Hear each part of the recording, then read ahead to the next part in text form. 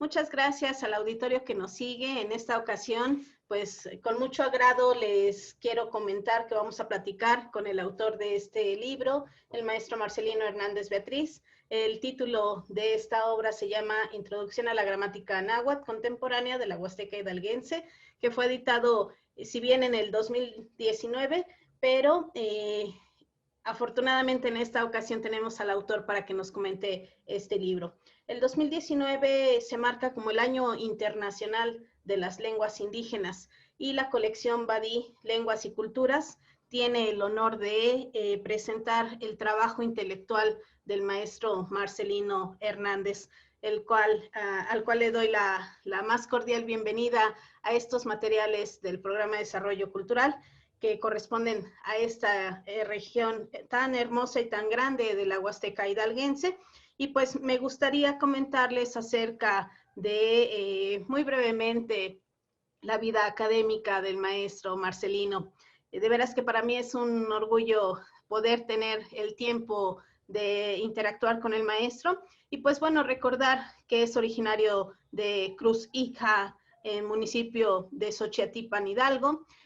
Tiene como lengua materna, y eso yo lo admiro, pero de veras lo admiro demasiado, la lengua materna que es el náhuatl. Y en su vida académica les comento algo brevemente, porque si bien el tiempo es oro, pues la vida académica del maestro ha sido fructífera. Y pues bueno, les comento que es licenciado en Letras Hispánicas por la Universidad Nacional Autónoma de México, es maestro por la Universidad del Valle de México en la especialidad de Educación basada en competencias, y pues bueno, ha producido un montón de libros y de textos muy interesantes. Su vida académica no solo es la redacción de textos, sino también, afortunadamente, de él tenemos registro de cursos, talleres, las participaciones en diversos espacios y foros también que tienen que ver muchísimo con las instituciones educativas, y siempre estar de la mano en el trabajo de la valoración y la difusión de la lengua y cultura indígena, en este sentido de la diversidad cultural o de la interculturalidad. Y pues bueno, les comento algunos de los títulos de sus obras. Cuenta con diversos títulos publicados el maestro Marcelino Hernández, como el de Vocabulario Náhuatl Español de la Huasteca Hidalguense, Manual para Aprender Náhuatl, Monografía de Xochiatípan, entre muchos otros que yo creo que el mismo maestro en un momento nos puede brindar algunos textos más que ha publicado. Pues quiero compartir también con ustedes, aparte de la vida académica del maestro Hernández Beatriz, que les comentaba hace un ratito que el libro corresponde a la colección Badí, Lenguas y Culturas. Es importante reflexionar también el motivo de por qué se engalana una festividad de ese año con este libro. Pues déjenme comentarles que la Asamblea General de las Naciones Unidas, la ONU, proclamó el 2019 como el Año Internacional de las Lenguas Indígenas, cuyo objetivo era sensibilizar a la opinión pública sobre los riesgos de las pérdidas a las cuales se enfrentan las lenguas originarias de sobremanera. Y entonces dar un valor a esta productividad cultural, pues es parte también de valorar los conocimientos ancestrales, y qué mejor contextos como el que hoy presentamos de viva voz del autor, el maestro Marcelino Hernández Beatriz. Pues le agradezco mucho la participación, maestro. Me gustaría solo comentar que el libro cuenta con 119 páginas, de las cuales podemos tener 14 puntos muy interesantes de los cuales hablar, e incluyo la bibliografía porque es bien sabido en la vida académica que la importancia de tener nuestras referencias y tener esta búsqueda de quienes han trabajado textos que tienen la relación con los que uno produce, pues bueno, siempre también es importante. Entonces, de entre esos 14 elementos con los que tiene y contempla el contenido de este libro, pues me gustaría rescatar entre ellos que hay un apartado especial de las características generales de la lengua, se habla del alfabeto en náhuatl, la acentuación. Si nosotros nos referimos a la construcción gramatical de nuestras oraciones, pues cada uno de esos apartados el maestro lo trabaja desde el grandioso y yo creo que enamoradizo idioma náhuatl, pasando por adverbios, por conjunciones. También hay un apartado del cual ya le preguntaremos al maestro sobre esos temas pendientes que surgen tras este libro. Y pues, maestro, le cedo la palabra. Me encanta poder platicar de viva voz con usted y pues le pido, por favor, nos haga disfrutar ahora de sus palabras lo que podemos conocer de este libro que en esta ocasión estamos presentando. Muchas gracias, maestro. Mario, muchas gracias. Gracias y saludos, Valeria. Sí, pues definitivamente ese libro Introducción a la Gramática Náhuatl Contemporánea definitivamente ha sido un proyecto que venía yo como pensando, un poco analizando,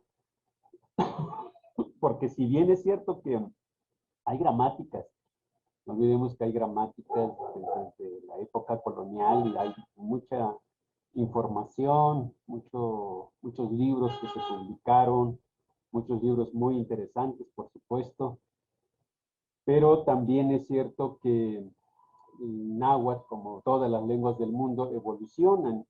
Entonces, en el momento mismo que hemos venido cambiando como sociedad, pues entonces también las lenguas vivas pues, vienen cambiando, vienen tomando nuevos auges, nuevos rumbos, y por lo tanto, ese náhuatl que se hablaba en la época colonial, en la época prehispánica, por supuesto ya no es la misma lengua que hoy hablamos. Entonces los libros que de alguna manera nos han servido como base para analizarlo, un poco esta parte de su evolución y llegar en este momento, en la actualidad, y ver el náhuatl que definitivamente ahora pareciera ser que nos hace falta pues más libros con un poco más, digamos, con una mirada más contemporánea, más moderna y analizando no desde simplemente los libros, sino desde directamente en el cómo se usan con los pueblos hablantes, las comunidades, porque un vocabulario, una gramática, cualquier libro que de alguna manera se escriba, pues siempre lo escribimos más bien pensando desde los hablantes, ¿no? O sea, tenemos que pensarlo en ellos, como nosotros como hablantes, pues lo escribimos, yo creo que pensando principalmente en nosotros. Nosotros somos los que resguardamos, los que tenemos que más que difundir, más que preservar, revitalizar o dinamizar, darle vida a esta lengua, pues creo que principalmente la tarea es de los hablantes. No quiero decir que seamos los únicos responsables en esta, digamos, de guardar memoria, conocimiento de nuestras lenguas, pero de algún modo nos toca como la mayor responsabilidad. Y entonces cuando uno escribe, cuando uno analiza, cuando uno empieza a mirar esta parte de nuestra cultura, de nuestra lengua, pues sí la hacemos pensando más pues desde nosotros como hablamos. Entonces, cuando empecé un poco a analizar, yo decía es que hay mucho por donde poder comenzar. En principio, sea una gramática que nos permita reflexionar, y eso lo voy a puntualizar mucho, porque la gramática que yo estoy proponiendo en realidad no es una gramática con la idea de imponer. Yo creo que siempre he dicho la palabra que nos toca como más bien reflexionar porque debo entender y debo comprender y aceptar, y además respeto, pues de algún modo, todas las diversidades que hay sobre la lengua al respecto. Y entonces he ahí analizando en primer lugar desde nuestro alfabeto, ya entrando en esta parte de la gramática, creo que es imprescindible de alguna manera tocar ese punto, ese aspecto, que es la gramática, pero ¿cómo la vamos a escribir? Si la gramática es escritura, por lo tanto, incluye entonces aquí importante el alfabeto.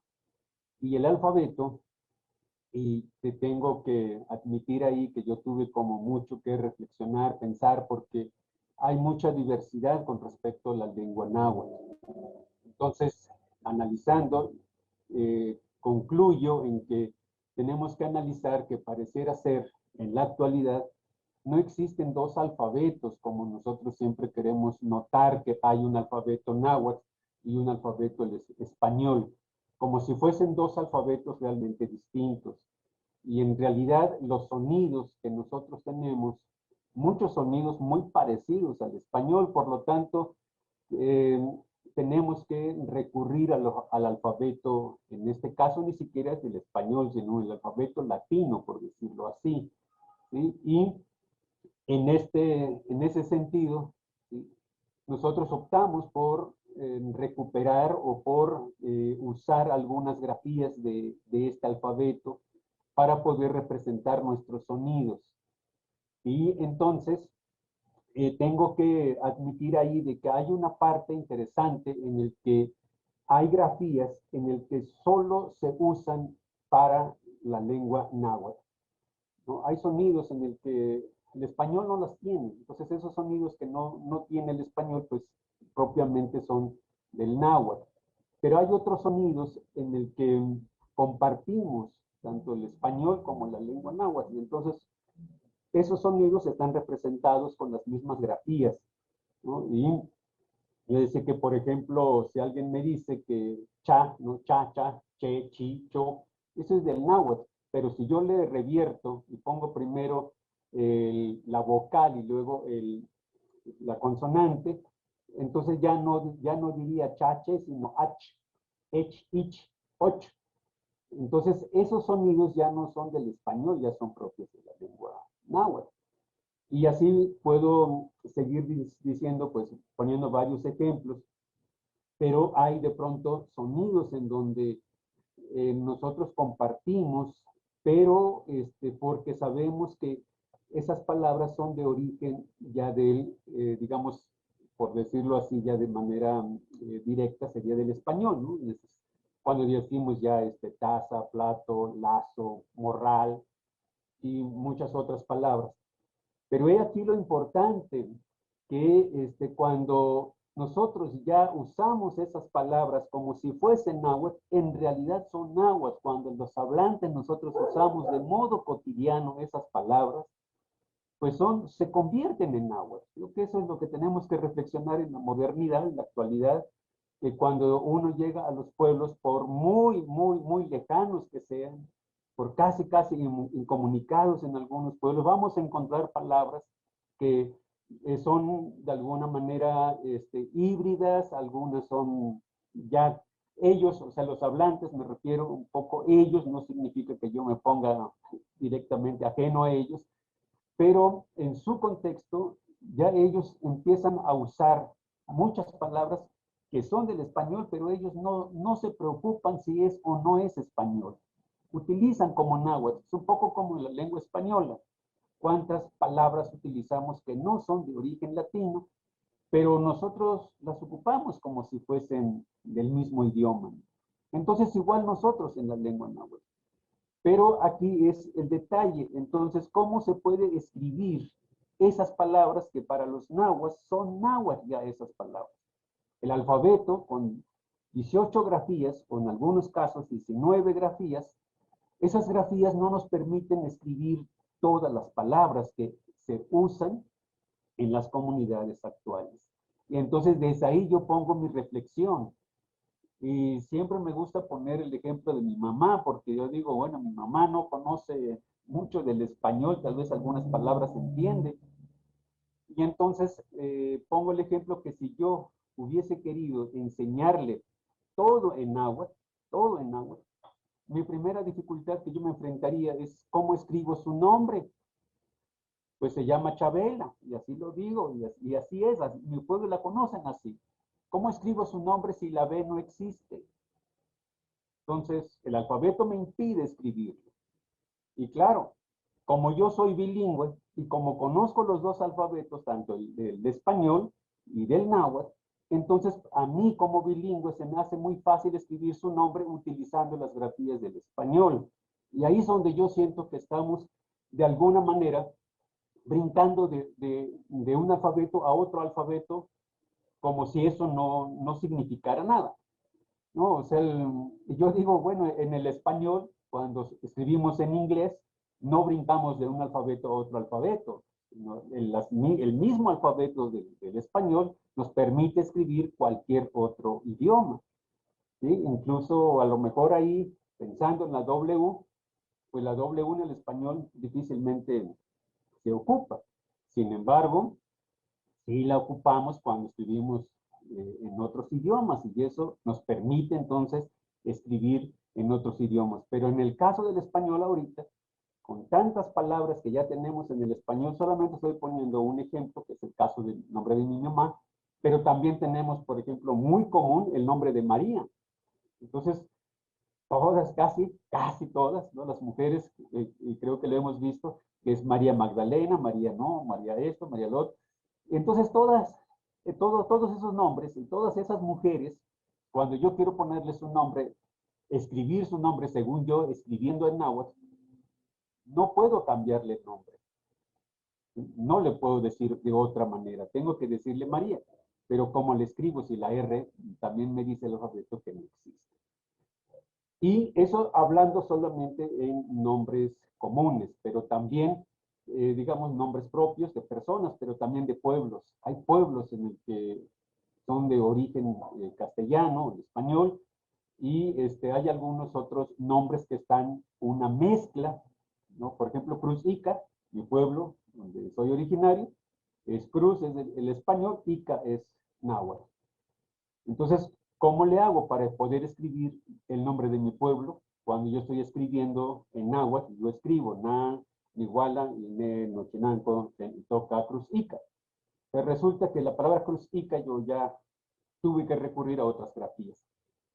Y en ese sentido digo, no, tenemos que pensar en cómo hacer que el alfabeto realmente funcione para poder escribir como se habla en nuestros pueblos.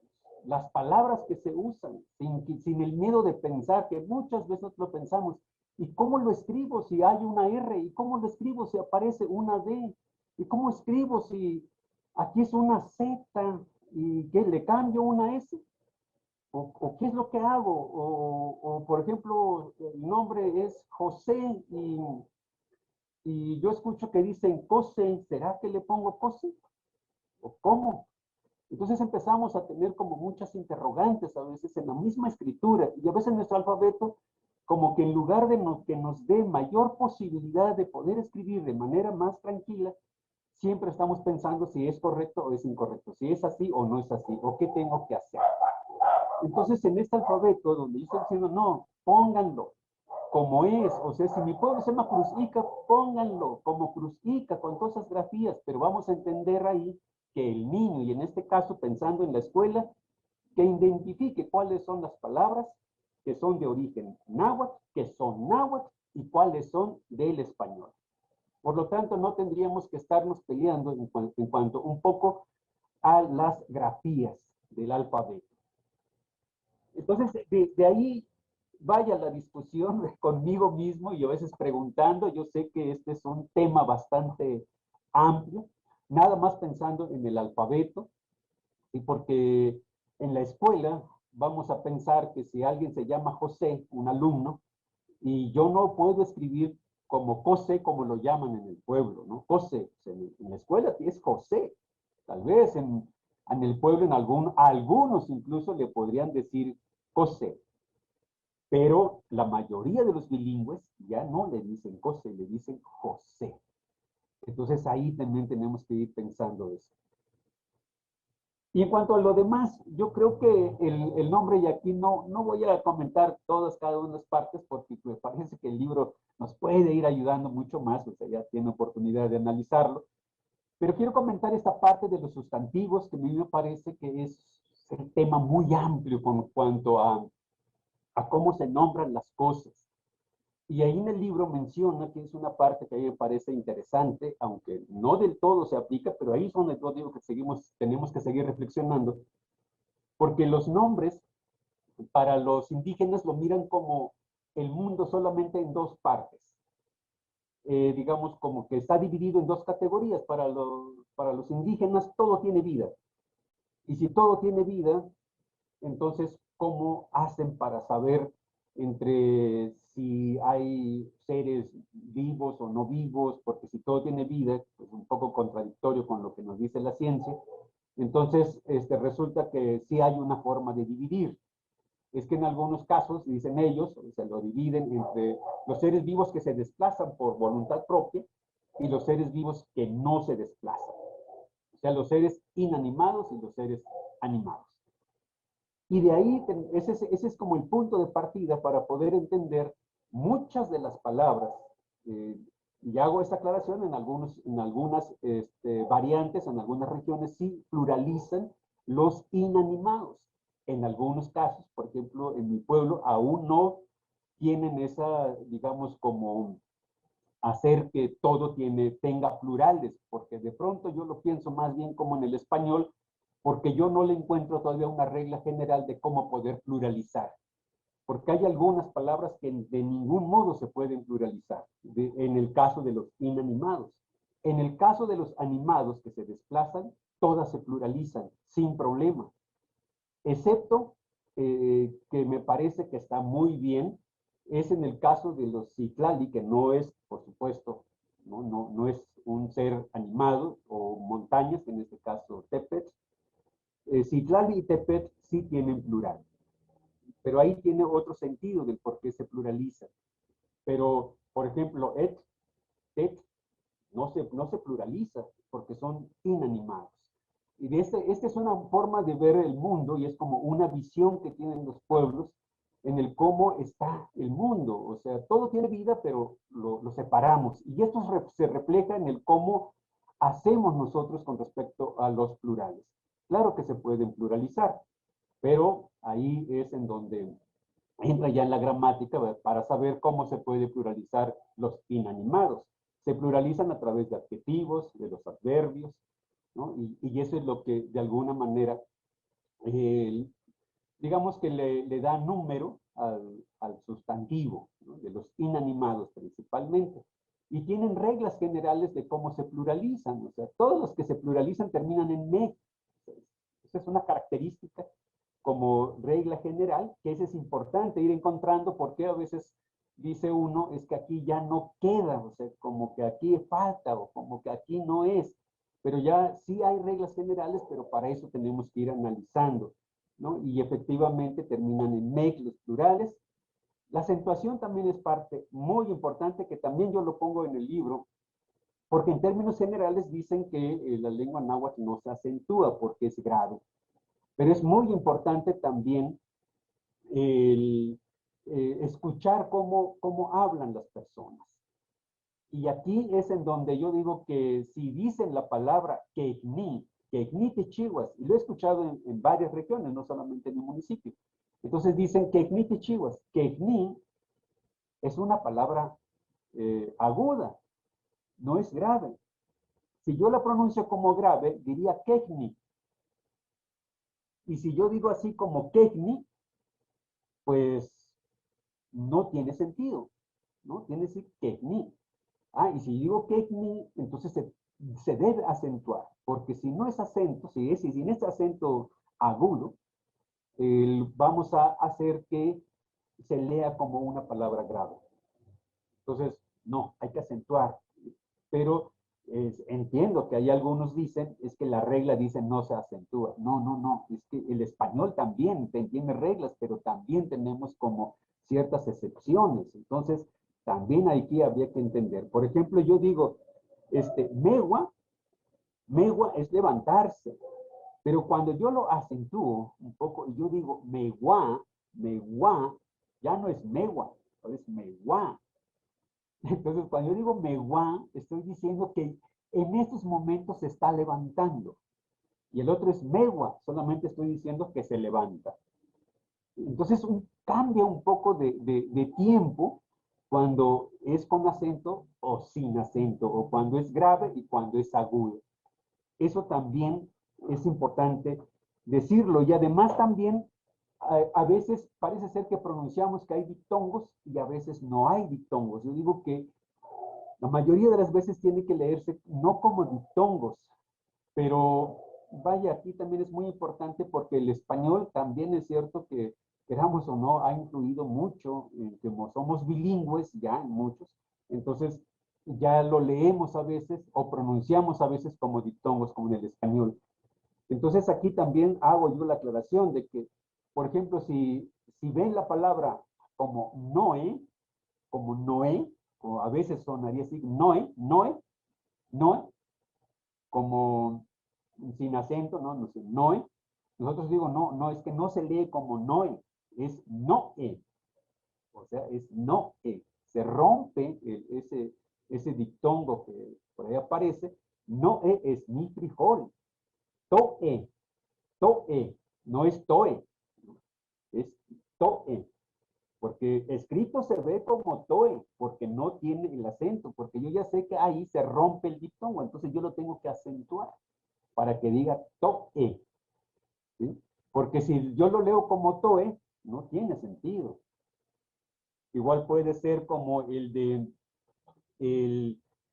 por ahí también escuchamos como decimos ictoa o ictoa, ictoa o ictoa. A veces la U se pronuncia como si fuese una vocal y la U en realidad suena como una W.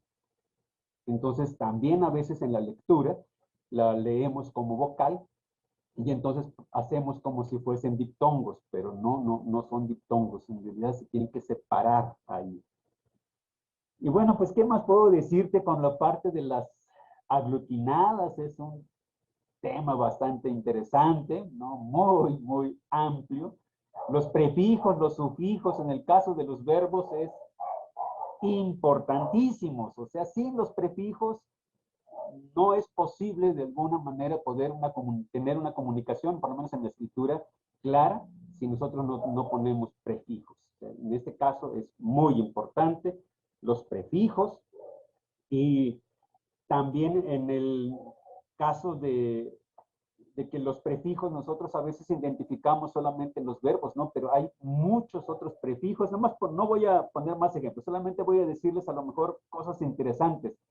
Por ejemplo, si yo digo Niguala es decir, Niguala, yo vengo. Pero si yo le pongo neki, es decir, yo quiero. Pero ya hay una distinción entre ni, que nada más es Niguala, es yo vengo, con el de neki. Ni, yo ya le pongo como que esa partícula ya no es ni nada más, sino una aspiración ahí, una J, que en este caso yo la que utilizo, es neki. Ni con ni son dos cosas diferentes. Nigneki yo quiero. Nigneki es yo lo quiero. Quiere decir que ahí hay un objeto directo que me está diciendo qué es lo que quieres. ¿Y cómo la distingo? Con la J. Como de posesión se refiere usted, ¿verdad? Exacto, ¿sí? Y ahí, por ejemplo, el de Ash. Ash es no, Ashwala. O también si yo digo Aiwala, el de Ashwala quiere decir que no viene. Pero Aiwala, ahí, quiere decir que todavía no viene. ¿Sí? Pero si ahí yo le pongo ay, fíjense, uno es Ashwala, no viene. Aiwala, todavía no viene. Y si yo digo Aiwala, ya cambió. Ya ahí estoy diciendo, ya no viene. Es decir, ya se fue para siempre, por decirlo así, ¿no? Ya no regresó, ya no viene. Y así los sufijos más importantes que tenemos es el que terminan en sí, termina en pani, ¿sí? Ixco, por ejemplo, Tepeixco, Teixco, el co, ¿cuántas palabras no tenemos en co que terminan, por ejemplo, Comalco, Chachapalco, todas esas terminan en co, que significa dentro, tla, por ejemplo, Coatitla, que significa lugar, el tzin, que es diminutivo, ¿no? Por ejemplo, Pichichi, que es muy pequeño, el de por ahí, hay una parte importante que me detengo tantito aquí para no extenderme mucho, pero me parece que eso es muy importante que recuperemos un poco la terminación loni o coni, porque esos sufijos nos van a dar una referencia en el que estamos hablando de un instrumento, de un artefacto, de un utensilio como más tecnológico. Y yo decía que, por ejemplo, el pisconi es un hueso ahí que le hacen como tipo puntita, ¿no? Le raspan y con eso, digamos que cosechan el maíz para quitarle las hojas, ¿no? Y entonces ese huesito es la que le dicen pisconi, porque es como viene del pishka, y pishka es de cosechar, ¿no? Pero termina en coni. Entonces de ahí yo estoy diciendo también que, por ejemplo, si nosotros en lugar de decirle refrigerador, como ya lo conocemos, o que muchas personas así lo nombran, aunque sean hablantes, monolingües, dicen refrigerador, pero tal vez ahí podríamos decir, por ejemplo, la ceceloni, tla, o sea, como objeto, y cc es frío, y loni es el objeto. Entonces es como decir el objeto que enfría, o ese instrumento que enfría.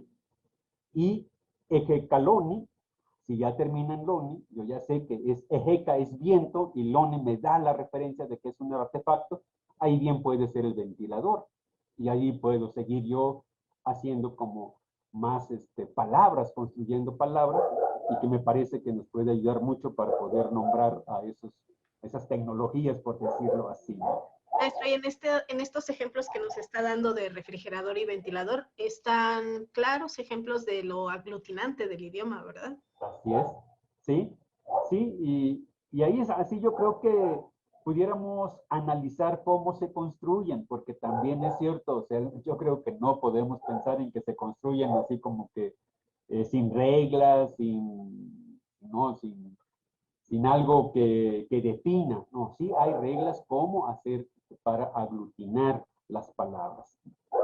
Cuando terminan, por ejemplo, en ya, cuando decían, por ejemplo, plantilla, si termina en ya, se va acabando.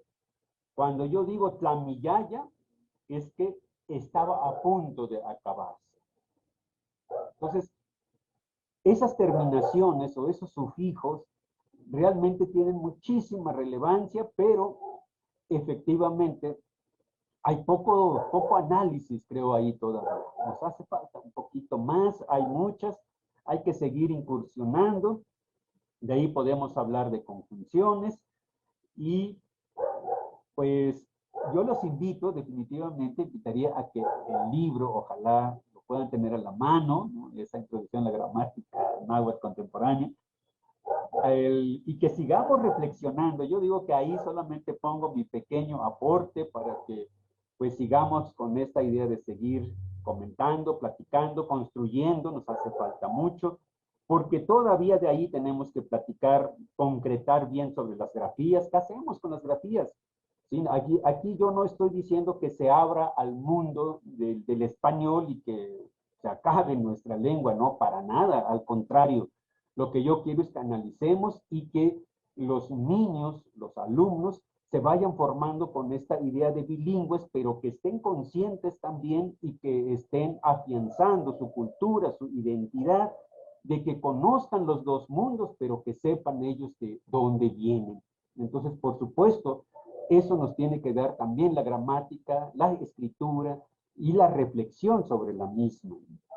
De ahí nos faltaría todavía un poco más de ver cuándo se utilizan las mayúsculas, cómo está la concordancia, qué vamos a hacer con respecto a los préstamos de todo tipo, o los neologismos, que a veces decimos, bueno, ya están aquí, ¿qué hacemos? ¿Los quitamos? ¿No los pronunciamos? Porque a veces también sé que hay corrientes así, pero hay que pensarlo, si son viables, no se puede, o si sí, ¿qué hacemos? O sea, más que una cuestión de decir que aquí está y ahora háganlo como Marcelino lo dice, no, yo sigo invitándolos a la reflexión. Yo solamente estoy contribuyendo, ¿no? Y que ojalá, ¿no?, la gente que me pueda escuchar y que a lo mejor en el agua diríamos, Mati Tapiloca, Mati Moyolopica, Mati Moyor nos saca, dirían algunos, ¿no? Llamarnos desde el corazón, Mati Moyor nos saca, Pampanelia, Tentihueli, Canahuat, y que Mati, Kenatech, pues, hay Canamilla Kitika, Mati, Canahuat, Kensi, Nama, y Catlatitlahuiluga, Tahueli, Tipowase, Mati, Oulica, Sequino, Noki Mati, o Tenshkanaki Mati, Mati, en conclusión, yo diría que los que sabemos, pues sigamos reflexionando y que sigamos fomentando la oralidad, pero también, por supuesto, la escritura. Pues en términos generales, un recorrido rápido, yo diría, pero bueno, interesante esto. Pues me encanta también, maestro, que no nos los diga todo, porque la idea fundamental es precisamente que este tipo de materiales sean la invitación para poder adquirir este libro, ¿no? Y reflexionando también en cómo, a pesar de que ya estamos en 2021 y seguimos promocionando este tipo de materiales, pues es que sin lugar a dudas es un material básico que nosotros tenemos que conocer. Una, para los que, a pesar de no hablar en náhuatl, pero que apreciamos y valoramos la riqueza cultural del idioma, pues es uno de los libros que debemos de tener de cajón, ¿no? Y además, como bien lo dice, no solo por su preparación académica enfocada a la educación, sino también porque en los niños está el que haya una continuidad en el conocimiento de, en este caso, del idioma náhuatl, de la Huasteca aquí en Hidalgo, pues es fundamental que podamos estar conociendo y valorando este tipo de obras, que también es un reconocimiento al cual yo quiero expresar con usted, maestro, que hay una complejidad en el idioma. Como bien decía usted también, no es nada más hablar por hablar o pensar que no hay una lógica en el hablar, en el náhuatl. Al contrario, precisamente este libro nos enriquece en el sentido también de darle nombre a cada apartado del cual van hilándose ideas y por supuesto, la dificultad que existe en la redacción, pero también el motivo de que existan estos materiales es invitar a la gente que habla un idioma originario que pueda escribir en su idioma. Es yo creo, de las cosas fundamentales que al leer el texto nos invita no solo a la reflexión del valor cultural del idioma, sino a la responsabilidad que se tiene como, yo digo el término de ciudadanos, pero bueno, quiero decir en este sentido de la comunidad, tenemos un gran compromiso entre nosotros por valorar los idiomas originarios, escribiendo para los que saben estos idiomas, la responsabilidad de escribir en ellos, ¿no? A mí me gustaría preguntarle algo que no estaba, digamos, considerado en la plática, pero a mí me emociona mucho el que haya gente de la vida académica en otras partes del mundo que conozcan y valoren el náhuatl, por ejemplo, de la Huasteca aquí en Hidalgo. Me emociona pensar que la gente pueda discutir en cómo se puede y se debe de escribir, a pesar de que nosotros sabemos, y usted nos los acaba de confirmar, son propuestas las que surgen en el entender y en la cosmovisión de quienes hablan el idioma y quienes pueden ver los idiomas desde fuera. Me refiero a que, para ser más concreta, me gusta la idea de que existan escuelas, la escuela norteamericana, la escuela holandesa, que, bueno, yo sé que en el caso holandés, pues quienes han tratado de dar el valor a los idiomas originarios ni siquiera se conciben a sí mismos como escuela holandesa que habla y estudia las lenguas originarias. Pero, ¿qué piensa usted al respecto de que otros se interesen tan profundamente en el idioma originario, que en este caso sería el náhuatl de la Huasteca en Hidalgo? Sí, pues bueno, es una pregunta, diría que interesante y a la vez, pues yo creo que tenemos que ser mucho más reflexivos en esta parte, porque efectivamente creo que tenemos nosotros como mexicanos en principio buscar cómo hacer que nuestras lenguas indígenas, nosotros como indígenas, realmente apreciemos lo que tenemos. Y como mexicanos, sería lo primero que tenemos que pensar, que muchas veces lo hemos dicho, que a veces lo que tienes en casa no lo valoras.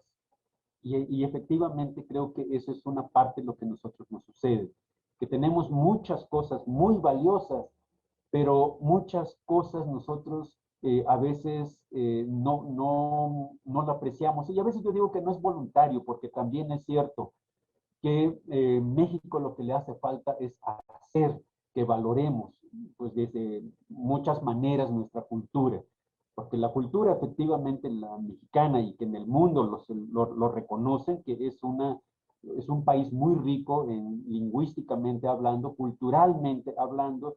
México es un país muy apreciado por muchos, principalmente escuelas, ¿no? Investigadores, gente que por ahí tenemos información de que gente que no visita México de manera presencial, pero analiza todo lo que hay a partir de las fuentes que hay y se maravillan de todo ello. Y muchas de estas cosas que lo vemos maravillarse en los otros, digamos, en otros continentes, en otros países, eso es lo que nosotros en México también deberíamos estar haciendo. Porque esa es la parte, yo creo que yo lo menciono también. Nosotros no deberíamos, los indígenas ahorita, eh, pues buscando cómo escribir, cómo hacer que esto se entienda, se comprenda, tener gramáticas, vocabularios. Este es un asunto que ya lo deberíamos de tener nosotros y bien definido. Sin embargo, todavía estamos en ello. Y también por otra parte me da mucho gusto que por supuesto ya puedo decir que se está como haciendo de algún modo más importante, más interés se despierta, y eso es creo que lo bonito, que, que también desde mismo México me parece que empieza a darse un cambio, una mirada más hacia los pueblos originarios, y seguramente va a contribuir mucho en que también nosotros reconozcamos esos valores y esas culturas y la base de todo el pueblo de México. Realmente el pueblo de México lo que ha dado lo que es hoy. O sea, esos pueblos originarios ha hecho que México sea lo que es hoy.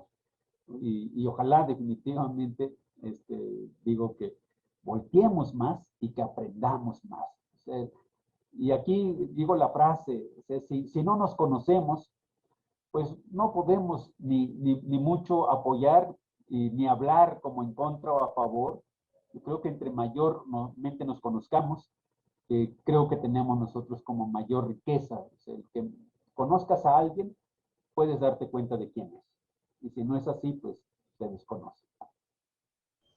Maestro, si me permite para ir cerrando nuestro material en esta ocasión, pues ya que usted menciona esto de conocernos a nosotros mismos en términos culturales, pues si me permite leo la parte del Soy Indígena que pues usted escribió y que está pues al abrir el libro, ¿no? Dice así, del maestro Marcelino, que escribió el 28 que sería septiembre del 2019. Soy indígena porque sé lo que es ser.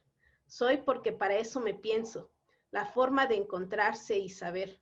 Saber lo que uno es pensarse. Sí, pensarse. Viajar al mismo misterio, al misterio llamado corazón. En el corazón me encuentro porque desde ahí yo me pienso. Y pienso que no necesito decir lo que soy, cómo soy, mis valores, conocimientos, por sí solos hablan. Es que cuando uno piensa, se dice, ni Moyolohuía ha hablado, pensado mi corazón. Maestro, de veras que no es la única vez que he hablado de usted. Hay material que dicta que lo leo, lo he seguido, aprecio mucho el poder tener este tiempo, el que me haya autografiado el libro, es un placer poder tenerlo y un compromiso para mí el poder seguir aprendiendo, el seguir valorando y mi función, en este caso desde Patrimonio Cultural, hacer la difusión que más pueda desde mi corazón, porque en mi idioma, aunque yo no, lamentablemente no hablo náhuatl, pero sí valoro, y eso me lo hizo reflexionar un maestro en la universidad cuando estudié historia. Pregúntense cuántas palabras sí son del náhuatl, y ustedes de repente ni siquiera se imaginan que ese pasote, ese jitomate, y así empezó el maestro como a rascarnos en la mente que sí tenemos palabras que de repente las olvidamos, pero que vienen de este idioma náhuatl, aunque de vertientes distintas o variantes de otras zonas geográficas, pero realmente tenemos que valorar y disfrutar los idiomas originarios, y qué mejor en este caso, en este material del programa de desarrollo que va siempre enfatizando a la Huasteca de Hidalgo, pues teniendo grandes personajes como usted, maestro. De veras que lo admiro, espero que no sea la única vez, seguir motivándolo a que siga escribiendo para que otros también valoremos y vayamos haciendo la difusión que nos corresponde desde este ámbito. Y pues un placer tenerlo de nueva cuenta con nosotros. No sé si guste unas palabras de despedida, maestro. Muchas gracias. No, pues gracias Valeria. Definitivamente yo muy agradecido, sobre todo esta charla, y pues por supuesto la invitación para los que son bilingües. O sea, ese es lo bonito y un poco lo lamentable, pero yo diría que qué bueno que los que escribimos en español podemos escribir en náhuatl, y eso es importante. Y tenemos una tarea también, por supuesto, para los monolingües, porque los monolingües en lengua indígena, pues también que hubiésemos querido que también desde sus propios idiomas, como monolingües, también tuvieran la oportunidad de poder leer en su propia lengua, ¿no? Sin embargo, sabemos que por cuestiones que no es así, primero aprendimos el español y luego ya es la lengua indígena, pero definitivamente tenemos esa oportunidad de ser. Entonces, pues la invitación que vean el libro, que lo tengan, finalmente que lo sigan reflexionando, todo lo que ahí se anota. Y pues en agua diría a todos que las camati, en el día noche tenani que culo, y canoyolo, no que acá no está mi quilis, que no noche de chihuahua, ni tequiti canoyolo, pampanelia ni quiliwini, de nina no nahuas, en una campa lento mamachitoque, cliente machitoque, cliente mati, ya canin náhuatl moyecana, ya que en el día y canoyolo no chinichihuas, canan y temos ellos la mantli, pues se ma ni maguayi chihuas, cana no ni que cual de ma ni náhuatl no que es cana ma poliwi ma sochihuwa wan chipa ma chamani wan yesti mati moitaca tuanti niño. Pues con esto me despido y definitivamente nuevamente gracias. Gracias desde el corazón. Gracias, maestro. También desde mi corazón, muchas gracias por esta oportunidad y nos seguimos viendo. Hasta la próxima, muchas gracias. Sí, gracias.